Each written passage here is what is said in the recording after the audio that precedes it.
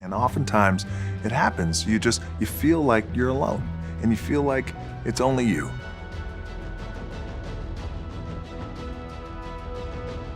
The thing that has worked for me is to remember the hard times. So, and I'm sure you guys all have your processes, and again, I'm gonna tell you what's worked for me. So before a big movie comes out, before back in the days when I was wrestling with WWE, a WrestleMania match, anything big that would happen, I would always take a moment. I feel like this could be something, an ideology and mindset that could help you, if you look at it that way. Because you made it already. We made it. We're successful boys, and we're lucky boys to be where we're at. Oh, you guys made it. Everybody's rich in the room. Nobody's gonna get evicted anymore. Anything you got, there's no more money problems, right? You got a lot of hands out now. Can I get a little bit? Right, that happens. But when you make it, for me, I need this. So every day, and this is how I operate. Doesn't mean you don't smile, doesn't mean you don't laugh and joke, right? You're happy, I'm a happy guy. But when it comes to business, and when it comes to executing, it's up against this. And I gotta go that way. And I don't give who is in front of me. They're not gonna stop me.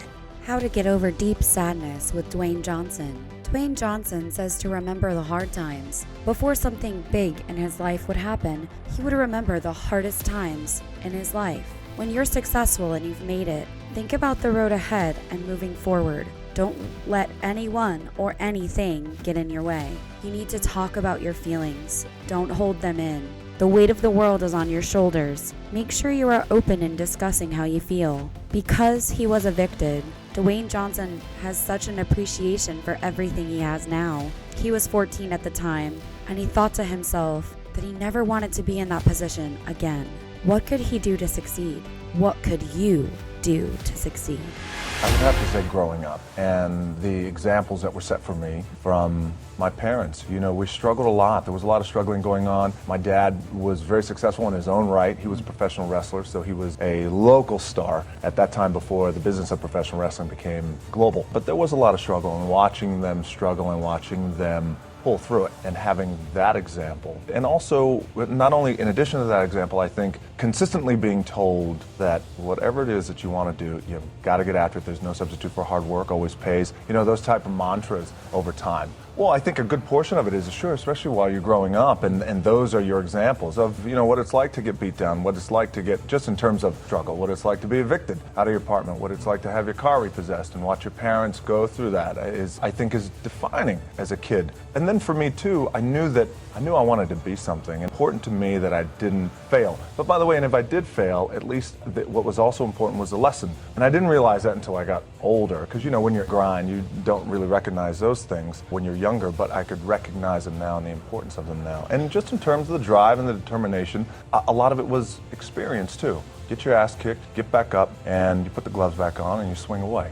You can't hold it in. You got to talk about it. You know, I went through it when I was 14, 15. On a teenage level, it's a whole other level of emotion and hormone and everything that they're going through. And the weight of the world is on teenagers' shoulders. I'm happy that this dialogue has kind of started over the past week. And because open dialogue, period, when it comes to mental health, especially when it comes to teenagers, but especially when it comes to guys. You know, when you, as an audience member, you spend your hard-earned dollars, it's not falling out of the sky, right? You got to earn it, come to a movie theater. My job to make sure that you leave the movie theater happy and feeling good. Now, there's beautiful movies out there where the endings aren't happy endings, and I can appreciate them. I just feel like for what the audience has expected from me over the years is, I got your back, I'm gonna make you feel good. You may cry in the movie, you may get angry. However, at the end of the movie, when the credits roll, you're gonna be happy. So we want to make sure that we have people around us who are inspired to do well and reach for and continue to share our vision, but also at times say, well, I'm not quite too sure if that's the right thing to do. So look, I've had a wonderful career, especially coming from being evicted, and those titles are nice and everything is fine, but it just gives such perspective. When we were 14 years old, we lived in Hawaii, and we lived in a small efficiency apartment, and my mom and I came home, and I'll never forget, the rent was $180 a week, and there was an eviction notice on the door, and this was the one, it was the final eviction notice. Like, that's the one. My mom started crying, and I never forgot in that moment, I never want to be in this position again. What can I do? So at 14 years old, I thought, well, the heroes in my life, Muhammad Ali, for example, professional wrestlers, they're all men who have worked hard with their hands and they built their body. Yes, that's what I'm going to do. I'm going to do what my dad taught me and these other heroes. I'm going to go build my body so we're never evicted again. Thanks for watching. Don't forget to like, subscribe, and comment for more content.